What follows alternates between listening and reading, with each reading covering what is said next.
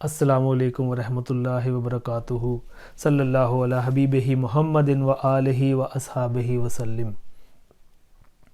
سیرت النبی کی آج کے اس ایپیسوڈ کے ساتھ آپ کا میزبان سید محسن شاہ حاضر خدمت ہے، اور ابھی تک ہم نے جنگ بدر کے جو نقشہ تھا اور جنگ بدر میں کیا کچھ ہوا، پھر اس کے بعد کفار کا کیا حال تھا، مکے میں کیا صورتحال تھی اور مدینہ شریف میں کیا صورتحال تھی، اور اس کے بارے میں نبی کریم صلی اللہ علیہ وآلہ وسلم نے قرآن پاک میں ارشاد فرمایا کہ اور یاد کرو جب تم تھوڑے تھے، زمین میں کمزور بنا کر رکھے گئے تھے، ڈرتے تھے کہ لوگ تمہیں اچک لے جائیں گے، پس اس نے تمہیں ٹھکانہ مرحمت فرمایا اور اپنی مدد کے ذریعے تمہاری تائید کی اور تمہیں پاکیزہ چیزوں سے روزی دی تاکہ تم لوگ اس کا شکر ادا کرو۔ تو یہ اللہ تعالیٰ نے یہ جو آیت نازل کی، یہ جنگ بدر کے حوالے سے نازل کی۔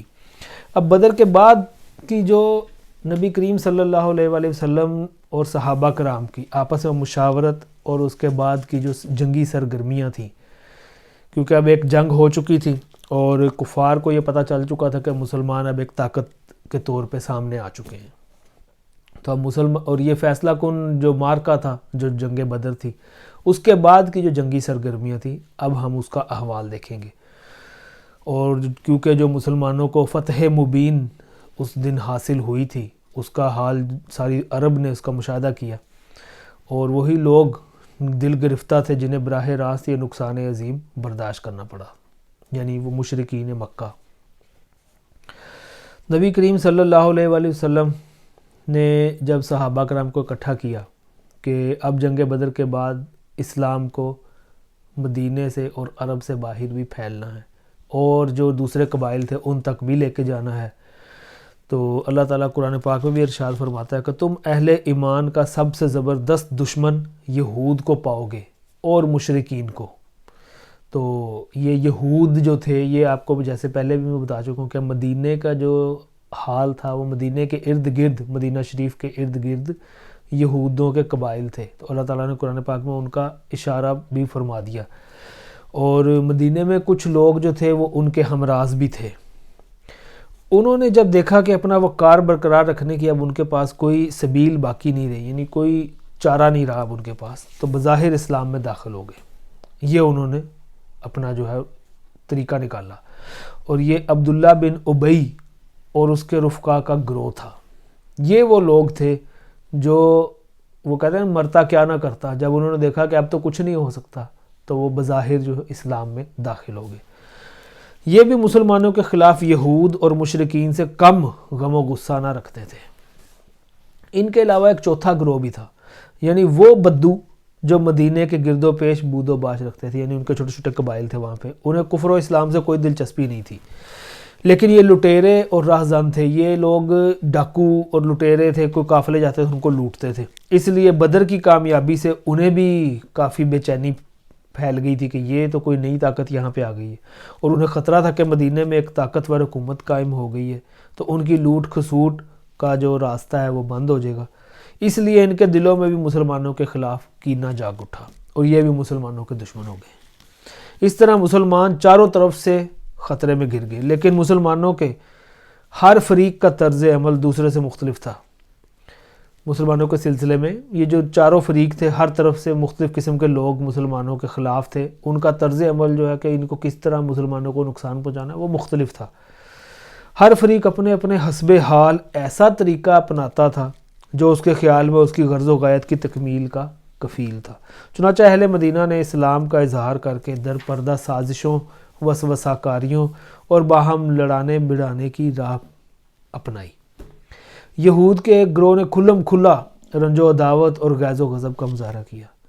اہل مکہ نے کمر توڑ ضرب کی دھمکیاں دینا شروع کر دی اور بدلے اور انتقام لینے کا کھلم کھلا اعلان کر دیا۔ ان کی جنگی تیاریاں بھی کھلے عام ہو رہی تھیں، گویا وہ زبان حال سے مسلمانوں کو یہ پیغام دے رہے تھے، ایک ایسا روشن اور تابناک دن ضروری ہے جس کے بعد عرصہ دراز تک نوحہ کرنے والیوں کے نوحے سنتا رہوں۔ یعنی مکے میں وہ یہ تیاریاں کر رہے تھے اور ایسے اس قسم کے شعر و شاعری کرتے تھے، اور سال کے بعد وہ عملاً ایک ایسی مارکہ آرائی کے لیے مدینے کی 4 دیواری تک چڑھ آئے جو تاریخ میں غزوہ احد کے نام سے معروف ہے، اور جس کا مسلمانوں کی شہرت اور ساکھ پر بڑا گہرا اثر پڑا۔ ان خطرات سے نمٹنے کے لیے مسلمانوں نے بڑے اہم اقدامات کیے، جن سے نبی کریم صلی اللہ علیہ وآلہ وسلم کی قائدانہ صلاحیتوں کا پتہ چلتا ہے، اور یہ واضح ہوتا ہے کہ مدینے کی قیادت گرد و پیش کے ان خطرات کے سلسلے میں کس قدر بیدار تھی اور ان سے نمٹنے کے لیے کتنے جامع منصوبے رکھتی تھی۔ آگے چل کے ابھی اس کی کچھ جو ہے تفصیلات کا خاکہ بھی میں پیش کروں گا۔ اب کیا ہوا، جنگ بدر کے بعد غزوہ بنی سلیم یہ پیش آیا۔ غزوہ بدر کے بعد جو سب سے پہلی خبر مدینے کے شعبہ اطلاعات نے فراہم کی وہ یہ تھی کہ قبیلہ غطفان کی شاخ بنو سلیم اس کے لوگ مدینے پہ چڑھائی کے لیے فوج جمع کر رہے ہیں، اور اس کے جواب میں نبی کریم صلی اللہ علیہ وآلہ وسلم نے 200 سواروں کے ساتھ ان پر خود ان کے اپنے علاقے میں اچانک حملہ کر دیا، اور مقام قدر یہ ایک جگہ کا نام ہے میں ان کی منازل تک جا پہنچے، یعنی اس جگہ پہ جو بنی سلیم قبیلہ تھا ان کے گھروں میں جا پہنچے، ان کے علاقے میں جا کے حملہ کر دیا۔ بنو سلیم میں اس اچانک حملے سے بھگدڑ مچ گئی، اور وہ افراتفری کے عالم میں وادی کے اندر 500 اونٹ چھوڑ کر بھاگ گئے، جس پر لشکر مدینہ نے قبضہ کر لیا، اور رسول اللہ صلی اللہ علیہ وآلہ وسلم نے اس کا خمس نکال کر بقیہ مال غنیمت مجاہدین میں تقسیم کر دیا۔ ہر شخص کے حصے میں 2 اونٹ آئے۔ اس غزوے میں یسار نامی ایک غلام ہاتھ آیا جسے آپ نے آزاد کر دیا۔ اس کے بعد آپ دیار بنی سلیم میں 3 روز قیام فرما کر مدینہ پلٹ آئے، اور یہ غزوہ شوال سن 2 ہجری میں بدر سے واپسی کے صرف 7 دن بعد پیش آیا۔ اس غزوے کے دوران صبا بن عرفتہ رضی اللہ تعالیٰ عنہ کو، اور کہا جاتا ہے کہ ابن ام مکتوم کو، مدینے کا انتظام سونپا گیا تھا۔ نبی کریم صلی اللہ علیہ وآلہ وسلم کے قتل کی سازش بھی ہونا شروع ہو گئی وہاں پہ، اور اس میں جو مشرکین تھے وہ جو بدر میں جن کو شکست ہوئی تھی غصے سے بے قابو تھے، اور پورا مکہ نبی کریم صلی اللہ علیہ وآلہ وسلم کے خلاف ایک ہانڈی کی طرح کھول رہا تھا۔ بالآخر مکے کے 2 بہادر جوانوں نے طے کیا، اپنی دانست میں وہ بہادر جوان تھے، طے کیا کہ وہ اس اختلاف اور شقاق کی بنیاد اور اس ذلت اور رسوائی کی جڑ نعوذ باللہ یعنی نبی کریم صلی اللہ علیہ وآلہ وسلم کا خاتمہ کر دیں گے۔ چنانچہ جنگ بدر کے کچھ ہی دنوں بعد کا واقعہ ہے کہ عمیر بن وہب جو قریش کے شیطانوں میں سے تھا اور مکے میں نبی کریم صلی اللہ علیہ وآلہ وسلم اور صحابہ کرام کو اذیتیں پہنچایا کرتا تھا، اور اب اس کا بیٹا وہب بن عمیر جنگ بدر میں گرفتار ہو کر مسلمانوں کی قید میں تھا۔ اس عمیر نے ایک دن صفوان بن امیہ کے ساتھ حتیم میں بیٹھ کر گفتگو کرتے ہوئے بدر کے کنویں میں پھینکے جانے والے مقتولوں کا ذکر کیا۔ اس پر صفوان نے کہا، خدا کی قسم ان کے بعد جینے میں کوئی لطف نہیں۔ جواب میں عمیر نے کہا، خدا کی قسم تم سچ کہتے ہو، دیکھو خدا کی قسم اگر میرے اوپر قرض نہ ہوتا جس کی ادائیگی کے لیے میرے پاس کچھ نہیں ہے، اور اہل و عیال نہ ہوتے جن کے بارے میں اندیشہ ہے کہ میرے بعد ضائع ہو جائیں گے، تو میں سوار ہو کر محمد کے پاس جاتا اور اسے قتل کر ڈالتا، نعوذ باللہ، کیونکہ میرے لیے وہاں جانے کی ایک وجہ موجود ہے، میرا بیٹا ان کے ہاں قید ہے۔ صفوان نے اس صورتحال کو غنیمت سمجھتے ہوئے کہا، اچھا چلو تمہارا قرض میرے ذمے ہے، میں اسے تمہاری جانب سے ادا کر دوں گا، اور تمہارے اہل و عیال میرے اہل و عیال ہیں، جب تک وہ موجود رہیں گے میں ان کی دیکھ بھال کرتا رہوں گا، ایسا نہیں ہو سکتا کہ میرے پاس کوئی چیز موجود ہو اور ان کو نہ ملے۔ عمیر نے کہا، اچھا تو اب میرے اور اپنے اس معاملے کو سیغہ راز میں رکھنا۔ صفوان نے کہا، ٹھیک ہے میں ایسے ہی کروں گا۔ اس کے بعد وہ عمیر جو ہے وہ چلتا رہا، اور اس نے یہ سوچا کہ ٹھیک ہے میں جاتا ہوں، مدینے جاتا ہوں، جا کے ان کو جو ہے معاذ اللہ قتل کر دوں گا۔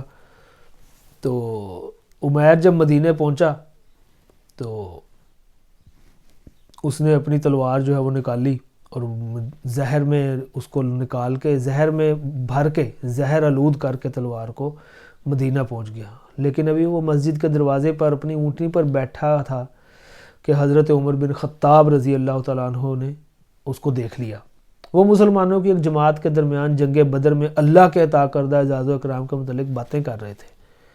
انہوں نے دیکھتے ہی کہا کہ یہ کتا اللہ کا دشمن عمیر کسی برے ہی ارادے سے آیا ہے۔ پھر انہوں نے نبی صلی اللہ علیہ وآلہ وسلم کی خدمت میں حاضر ہو کر عرض کیا، اے اللہ کے نبی، یہ اللہ کا دشمن عمیر اپنی تلوار حمائل کیے آ گیا ہے۔ آپ نے فرمایا اسے میرے پاس لے آؤ۔ عمیر آیا تو حضرت عمر نے اس کی تلوار کے پرتلے کو اس کے گلے کے پاس سے پکڑ لیا، یعنی جو تلوار کی نیام ہوتی ہے اس کو پکڑ لیا، اور انصار کے چند افراد سے کہا کہ تم لوگ رسول اللہ صلی اللہ علیہ وآلہ وسلم کے پاس جاؤ اور وہیں بیٹھ جاؤ اور آپ کے خلاف اس خبیث کے خطرے سے چوکنا رہو، کیونکہ یہ قابل اطمینان نہیں ہے۔ اس کے بعد وہ عمیر کو اندر لے گئے۔ رسول اللہ صلی اللہ علیہ وآلہ وسلم نے جب یہ کیفیت دیکھی کہ حضرت عمر اس کی گردن میں اس کی تلوار کا وہ جو تلا سا تھا، جو اس کی نیام تھی، وہ لپیٹ کر پکڑے ہوئے ہیں، تو فرمایا عمر اسے چھوڑ دو، اور عمیر تم قریب آ جاؤ۔ اس نے قریب آ کر کہا، آپ لوگوں کی صبح بخیر ہو۔ نبی صلی اللہ علیہ وآلہ وسلم نے فرمایا، اللہ تعالیٰ نے ہمیں ایک ایسے تحیہ سے مشرف کیا ہے جو تمہارے اس تحیہ سے بہتر ہے، یعنی سلام ہے جو اہل جنت کا تحیہ ہے۔ اس کے بعد آپ نے فرمایا، یعنی نبی کریم صلی اللہ علیہ وسلم، اس نے اندر آ کے یہ کہا کہ جی آپ لوگوں کی خیر ہو، تو اس نے جب یہ کہا تو نبی کریم صلی اللہ علیہ وسلم نے کہا کہ ہمیں اللہ تعالیٰ نے اس سے بہتر چیز عطا کی ہے، یعنی ہم ایک دوسرے کو سلام کرتے ہیں، السلام علیکم ورحمۃ اللہ وبرکاتہ کہتے ہیں، یہ کہنے کا مطلب تھا۔ اس کے بعد آپ نے فرمایا کہ اے عمیر تم کیوں آئے ہو؟ اس نے کہا، یہ قیدی جو آپ لوگوں کے قبضے میں ہے اسی کے لیے آیا ہوں، آپ لوگ اس کے بارے میں احسان فرما دیجئے۔ آپ نے فرمایا، پھر یہ تمہاری گردن میں تلوار کیوں ہے؟ اس نے کہا، اللہ ان تلواروں کا برا کرے کہ یہ ہمارے کچھ کام نہ آ سکیں۔ آپ نے فرمایا، سچ سچ بتاؤ کیوں آئے ہو؟ اس نے کہا، بس صرف اسی قیدی کے لیے آیا ہوں۔ آپ نے فرمایا، نہیں، بلکہ تم اور صفوان بن امیہ حتیم میں بیٹھے اور قریش کے جو مقتولین کنویں میں پھینکے گئے ہیں ان کا تذکرہ کیا۔ پھر تم نے کہا، اگر مجھ پر قرض نہ ہوتا اور میرے اہل و عیال نہ ہوتے تو میں یہاں سے جاتا اور محمد کو قتل کر دیتا۔ اس پر صفوان نے تمہارے قرض اور اہل و عیال کی ذمہ داری لی بشرطے کہ تم مجھے قتل کر دو۔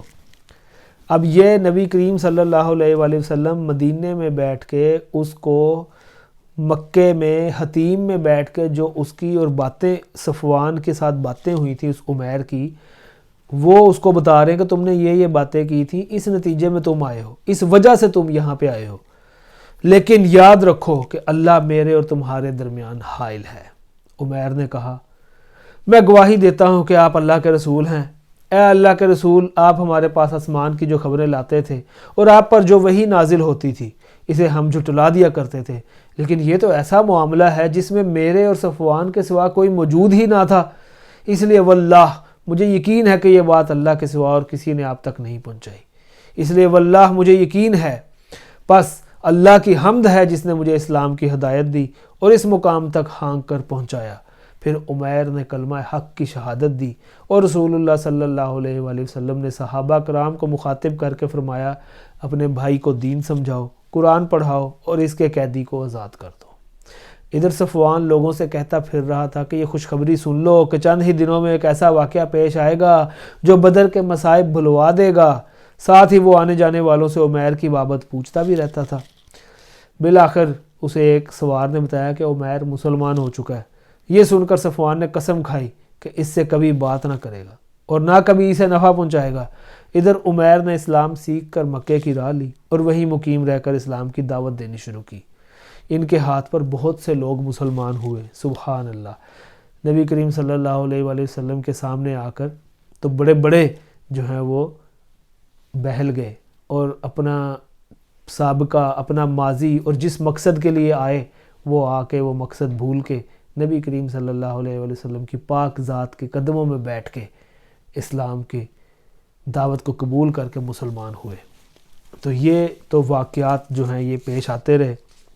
اس کے بعد ایک اور غزوہ پیش آیا جس کا نام ہے غزوہ بنی قینقاع۔ رسول اللہ صلی اللہ علیہ وآلہ وسلم مدینہ تشریف لانے کے بعد یہود کے ساتھ جو معاہدہ فرمایا تھا اس کی دفعات پہلے میں بیان کر چکا ہوں۔ رسول اللہ صلی اللہ علیہ وآلہ وسلم کی پوری کوشش اور خواہش تھی کہ اس معاہدے میں جو کچھ طے پا گیا ہے وہ نافذ رہے۔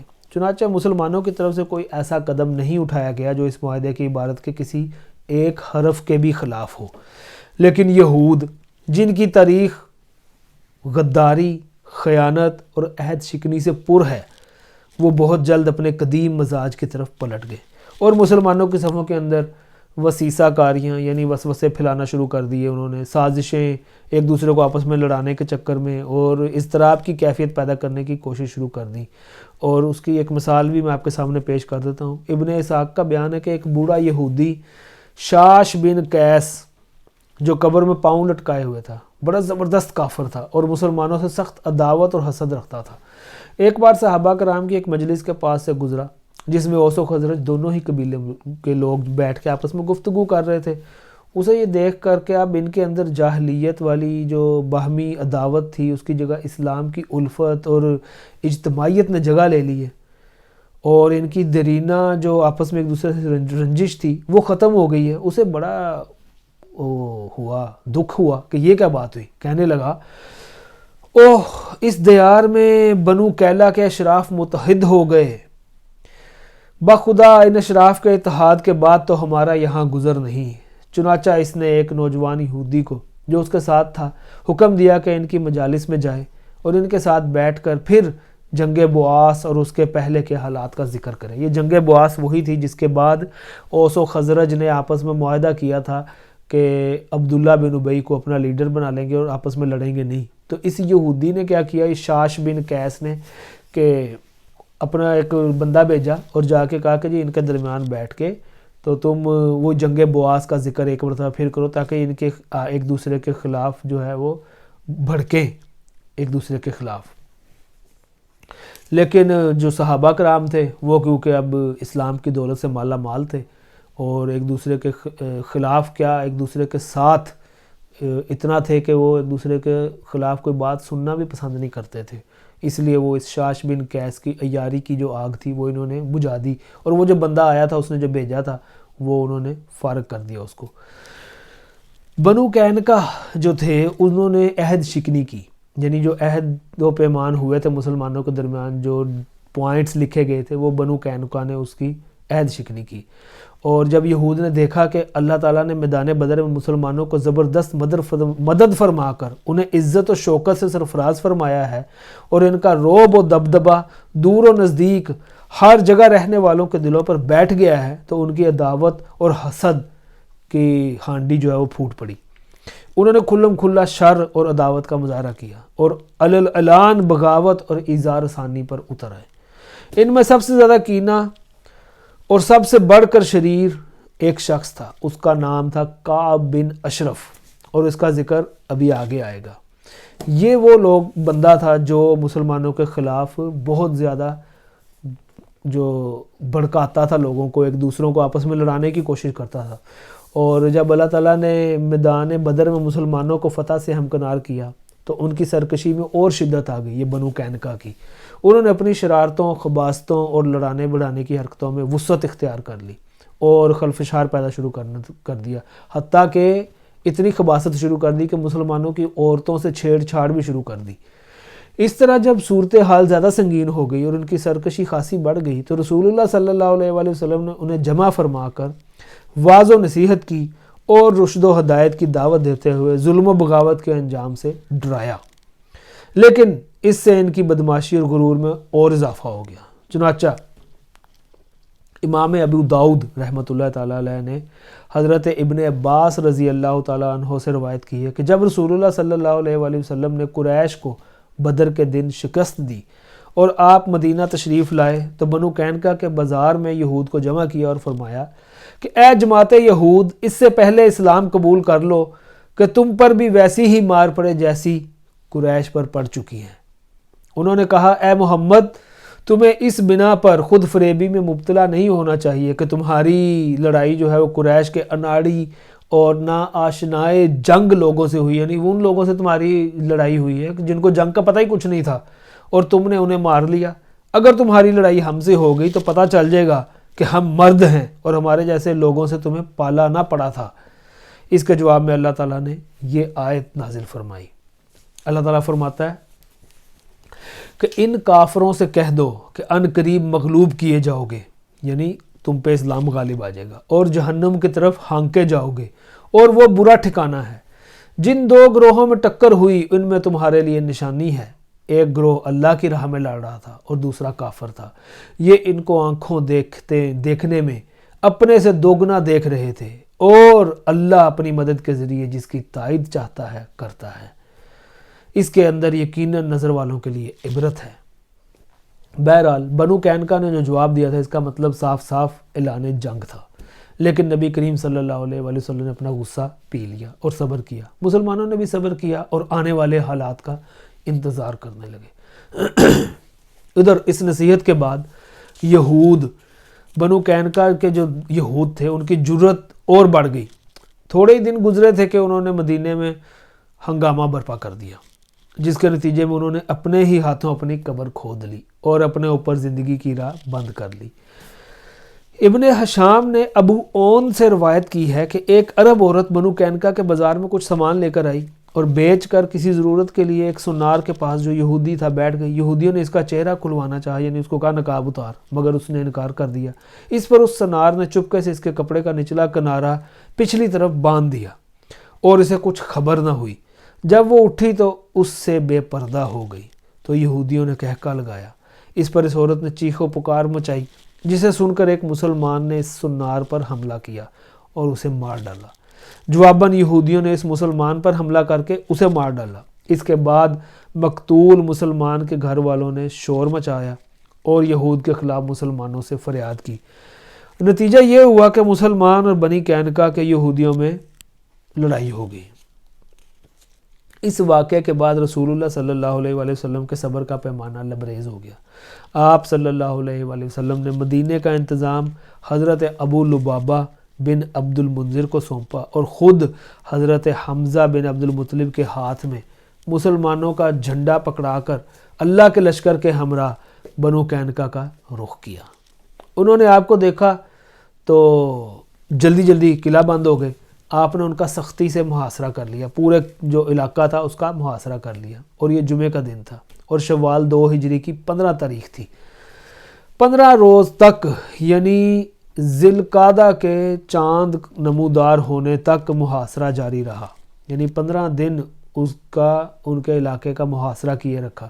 پھر اللہ تعالیٰ نے ان کے دلوں میں رعب ڈال دیا، جس کی سنت ہی ہے کہ جب وہ کسی قوم کو شکست و ہزیمت سے دوچار کرنا چاہتا ہے تو ان کے دلوں میں رعب ڈال دیتا ہے۔ چنانچہ بنو قینقاع نے اس شرط پر ہتھیار ڈال دیا کہ رسول اللہ صلی اللہ علیہ وآلہ وسلم ان کی جان و مال، آل و اولاد اور عورتوں کے بارے میں جو فیصلہ کریں گے انہیں منظور ہوگا۔ اس کے بعد آپ کے حکم سے ان سب کو باندھ دیا گیا۔ لیکن یہی موقع تھا جب عبداللہ بن ابی نے اپنا منافقانہ کردار ادا کیا۔ رئیس المنافقین عبداللہ بن ابی، وہ ساتھ تھا، اپنا کردار ادا کر رہا تھا۔ اس نے رسول اللہ صلی اللہ علیہ وآلہ وسلم سے سخت اصرار و الحاح کیا، یعنی کافی اصرار کیا کہ آپ ان کے بارے میں معافی کا حکم صادر فرمائیں۔ اس نے کہا کہ اے محمد، میرے معاہدین کے بارے میں احسان کیجئے۔ واضح رہے کہ بنو قینقاع خزرج کے حلیف تھے، یعنی اوس کے خلاف تھے اور خزرج کے حلیف تھے، لیکن رسول اللہ صلی اللہ علیہ وآلہ وسلم نے اس کی بات ماننے میں تاخیر کی۔ اس پر اس نے اپنی بات پھر دہرائی، مگر اب کی بار آپ نے اس سے رخ پھیر لیا، لیکن اس شخص نے آپ کے گریبان میں اپنا ہاتھ ڈال دیا۔ آپ نے فرمایا مجھے چھوڑ دو، اور ایسے غضبناک ہوئے کہ لوگوں نے غصے کی پرچھائیاں آپ کے چہرے پر دیکھی۔ پھر آپ نے فرمایا تجھ پر افسوس، مجھے چھوڑ، لیکن یہ منافق اپنے اصرار پر قائم رہا اور بولا نہیں باخدا میں آپ کو نہیں چھوڑوں گا یہاں تک کہ آپ میرے معاہدین کے بارے میں احسان فرما دیں۔ 400 کھلے جسم کے جوان اور 300 زرہ پوش جنہوں نے مجھے سرخ و سیاہ سے بچایا تھا، آپ انہیں ایک ہی صبح میں کاٹ کر رکھ دیں گے؟ واللہ میں زمانے کی گردشوں کا خطرہ محسوس کر رہا ہوں۔ بالآخر رسول اللہ صلی اللہ علیہ وآلہ وسلم نے اس منافق کے ساتھ جس کے اظہار اسلام پر ابھی کوئی 1 ہی مہینہ گزرا تھا رعایت کا معاملہ کیا۔ نبی کریم صلی اللہ علیہ وآلہ وسلم تو رحمت للعالمین ہیں، آپ نے رعایت کی، اور جو اس نے گریبان پکڑا تھا اس کا بھی برا بھلا نہیں کہا، ملامت نہیں کی، اور اس کی خاطر ان سب کی جان بخشی کر دی۔